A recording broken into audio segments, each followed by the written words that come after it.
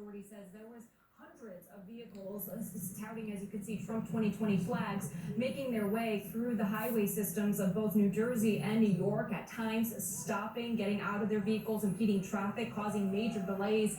A 1.5-mile delay. You can see there, that's the Mario Cuomo Bridge connecting Rockland County and Westchester County in New York. And this is the type of activity that, we've been talking about all day, about these security concerns that our law enforcement seriously have leading up to this election. And now we are 2 days before it, and you're seeing the activity here in New York just now, which, talking to my own sources, Brianna, they tell us, New York maybe not so much of an issue, but more the battleground states are going to be a major issue. But right here we are in New York.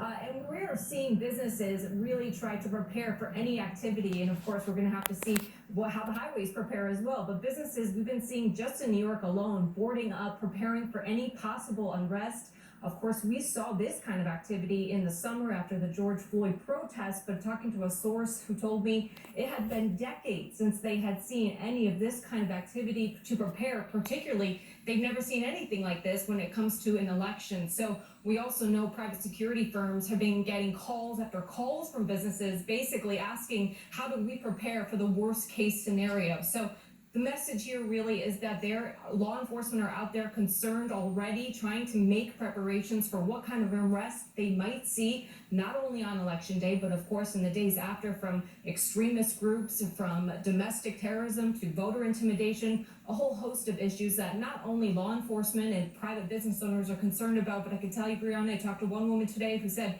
she lives in New York. She's not leaving her apartment on election day or the days after, just from the anxiety she feels in this city right now. And again, this isn't even a battleground state, Brianna. Well,